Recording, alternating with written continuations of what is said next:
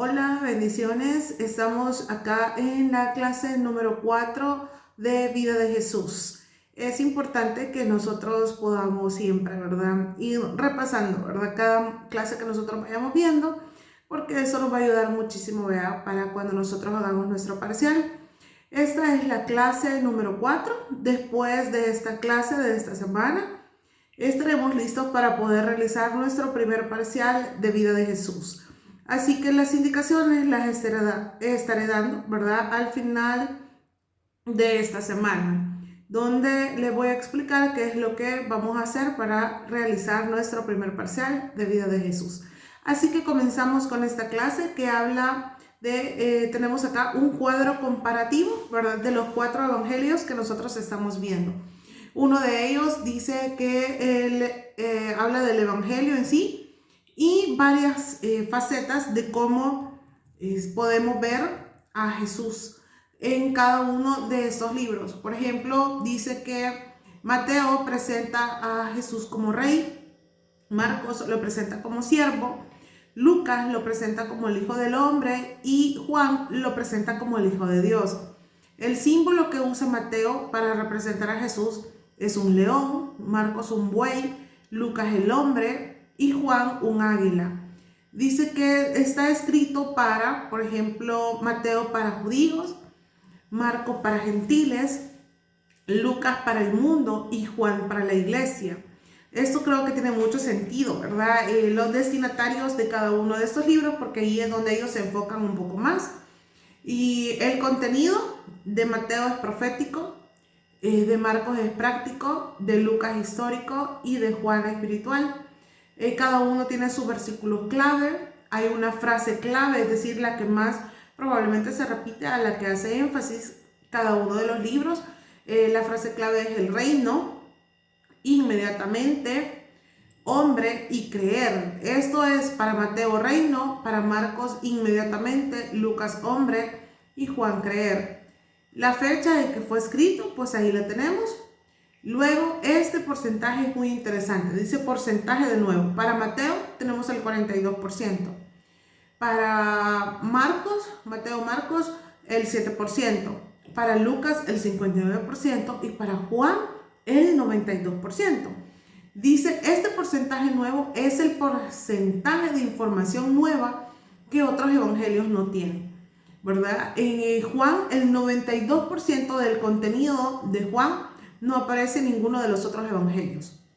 Vea que donde más contenido nuevo hay es en Juan, donde hay menos contenido nuevo es en Marcos, ¿verdad? Porque solo el 7% de lo que todo tiene Marcos no está en los otros libros. De ahí la mayoría, ¿verdad? En el 93% lo vemos reflejado en los evangelios sinópticos, es decir, en los otros evangelios.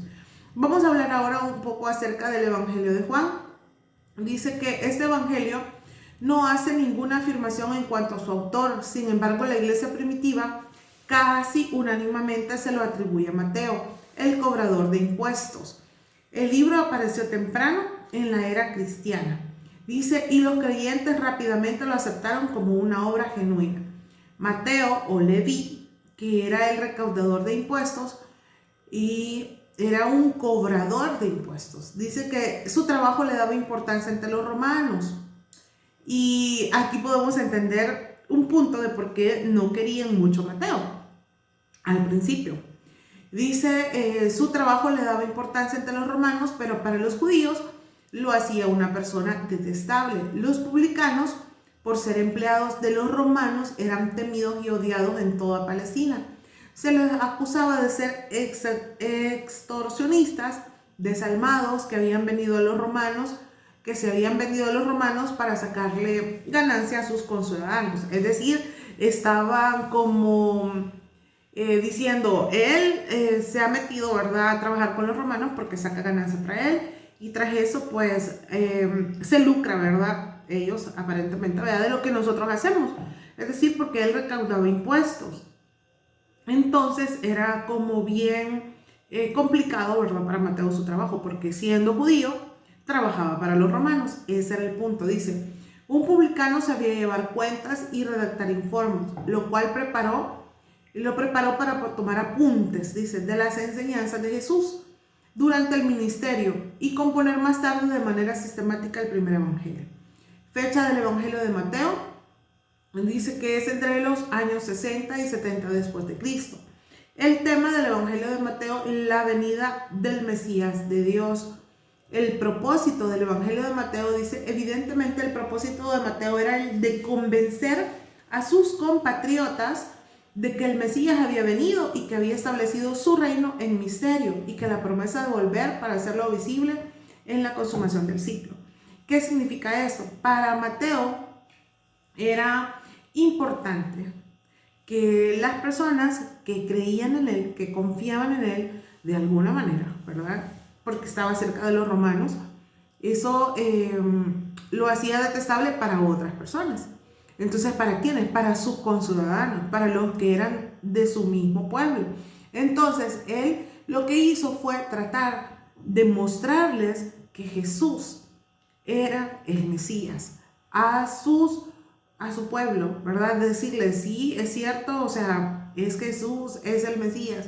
Dice que pensando en fortalecer en la fe a los creyentes de la raza judía, Mateo demuestra cuidadosamente, y este es un punto súper importante, que se cumplen las promesas del Antiguo Testamento en la persona de Jesús y por tanto que Él es el Mesías. Emplea una expresión que aparece 16 veces en toda su obra, es decir, en todo el libro de Mateo aparece 16 veces.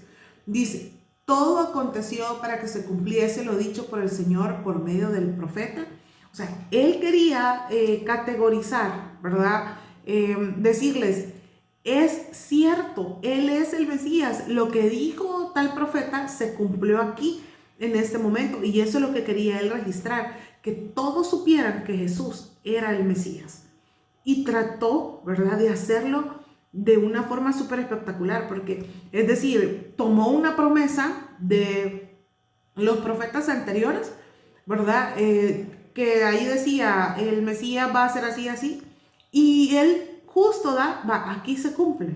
Entonces es importante para Mateo definirle y enseñar a las personas que la palabra de Dios se cumple y que era real. Lo que ya se había dicho, ¿verdad?, se cumplió en el libro de Mateo. Él lo registró como cumplido.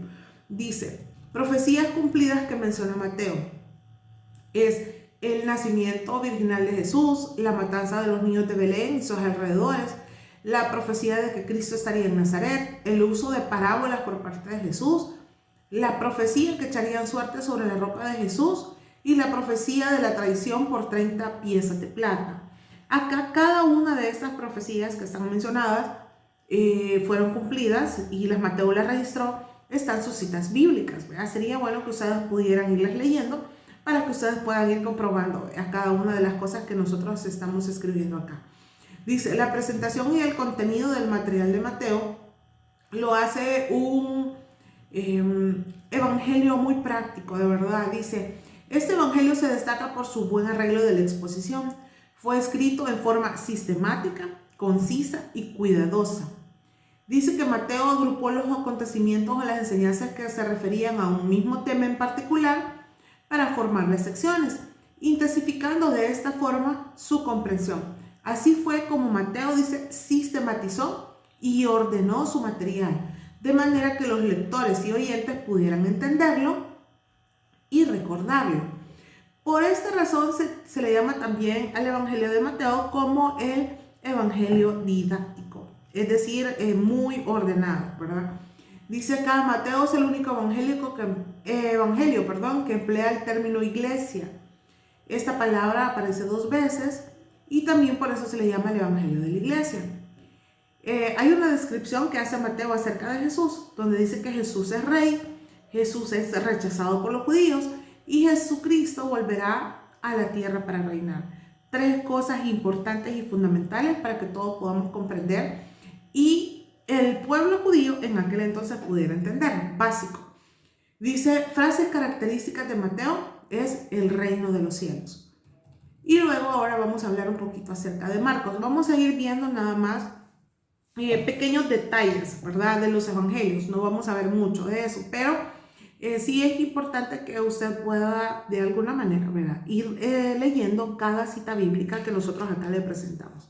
Dice, Marcos es el más breve de los evangelios, omite los relatos de la infancia de Jesús, presenta pocas enseñanzas en comparación con los otros evangelios. Dice que sin embargo se destaca por relatar vigorosa y concisamente el evangelio esencial y ofrece una imagen vívida e impresionante de la persona del Redentor y por hacer hincapié en la autoridad y el poder de Dios, del Hijo de Dios. El autor del evangelio se conoce como Juan Marcos. Él era un colaborador de Pablo, más adelante llegó a ser un colaborador de Pablo. Se cree que él estaba joven. Por eso Pablo tuvo algunos inconvenientes con él al principio, pero al final fue de mucha ayuda, ¿verdad? Lo que es Marcos. La fecha del Evangelio de Marcos está al final de los 50 después de Cristo. El tema del Evangelio es el misterio del siervo de Dios, porque así lo mostró Marcos, ¿verdad?, como un servidor, como alguien que venía a servir a su pueblo, alguien que venía a servir a todo aquel que creyera en él. Las características del Evangelio de Marcos es que es el más corto de los evangelios. Dice que Marcos se dirige a los gentiles, en especial a los romanos. Se caracteriza por la rapidez de su narración. Hace énfasis en la calidad del siervo de Jesús. Se destaca por lo vivido de sus descripciones. Registraba más milagros y registra más reacciones emotivas acerca de Jesús. Y el versículo clave de Marcos es: el Hijo del Hombre no vino para ser servido, sino para servir y para dar su vida en rescate por muchos. Eso lo vemos en Marcos 10:45. Ahora vamos a ver un poco acerca del Evangelio de Lucas. Dice que el Evangelio de Lucas es el libro más largo del Nuevo Testamento y está considerado como uno de los libros más encantadores del mundo. Al igual que los otros evangelios, Lucas enseña la divinidad de Cristo, pero a su manera de enfocarla es diferente. Presenta a aquel que vino a buscar y a salvar lo que se había perdido. Yo creo que esta es la cita como que más conocida por nosotros acerca de Lucas. Dice que se observa en este evangelio a Jesús revelándose a sí mismo como el Salvador y el Hijo Todopoderoso de Dios. Vea que cada uno trataba de darle un énfasis un poco diferente, pero todo venía a ser que todos reconocieran que Jesús era el Hijo de Dios, que en realidad sí era el Mesías. O sea, se preocupaban tanto por eso porque ellos pensaban de que Jesús iba a venir de otra manera, no como lo hizo. El autor, Lucas, dice que tiene la distinción de ser el único autor del Nuevo Testamento que no era judío. Él era médico de profesión. Eso lo vemos en Colosenses 4:14. Dice, y parece haber pertenecido, vea que este detalle importante, a las altas esferas de la sociedad. Sus escritos revelan la posesión de una gran capacidad intelectual y literaria. Emplea un vocabulario rico y variado que indica una esmerada educación en las escuelas griegas y un amplio conocimiento de la escritura griega de aquel entonces. La fecha, al final de los 50 o a principios de los 60. El tema, el Salvador que busca. Y luego tenemos unas características especiales del Evangelio de Lucas. Como ahí se menciona, ¿verdad? Lucas tenía como cierto grado de estudio un poquito diferente a todos los demás. Y quizás eso lo hizo ver algunos otros aspectos importantes, ¿verdad? Y detalles importantes acerca de Jesús. Además de eso, se consideraba que él había sido médico. Entonces, pues su conocimiento también puede ser un poquito más amplio, ¿verdad?, que los demás. Entonces eso le ayudó mucho a Lucas a tener uno de los evangelios, ¿verdad?, que podían hablar acerca de Jesús. Dice que es el evangelio más largo y el único escrito por alguien que no fue testigo ocular de la vida de Jesús. Escrito, dice, para alcanzar y alentar a lectores gentiles. Presenta un evangelio universal. Es el evangelio de la oración y la alabanza. El evangelio de los pobres y necesitados. Es el evangelio de la mujer. El evangelio que se interesa en los niños y hace énfasis en el papel del Espíritu Santo. Vean que todas estas 8 características son importantes para poder definir a Lucas. Luego dice que hay acá una descripción de Jesús en el Evangelio de Lucas. Lo ve como el Hijo del Hombre y un varón ideal. Dice, presenta la divinidad de Jesucristo. Su tema principal es el hombre perfecto que manifiesta la naturaleza de Dios por medio de una vida humana, íntimamente relacionado con la humanidad y con sus necesidades más profundas. Dice que en el Evangelio de Lucas se observa una combinación de cualidades que hacen de Jesús el hombre perfecto. Y es una sumisión absoluta al Padre, una compasión tierna e ilimitada por los desdichados y pecadores, valentía, una fe inquebrantable, paciencia, humildad, resolución intrépida. Dice que esa es la combinación de cualidades, dice, que hace de Jesús el hombre perfecto. Y yo creo que quizás más que todo apreciación personal fue la humildad que Jesús mostró, porque siendo hijo de Dios se hizo humano por nosotros. Entonces creo que esa es como la parte más esencial y yo creo que es la que todos nosotros tenemos que practicar. Además, pues de su fe inquebrantable, porque sí fue inquebrantable, ¿verdad? Ante situaciones difíciles Jesús pudo decir no, pero Dios le dijo sí y él se mantuvo firme. Yo creo que esa es parte de lo que nosotros tenemos que aprender acerca de Jesús. Bueno, llegamos hasta acá y nos vemos en una próxima clase. Que Dios le bendiga.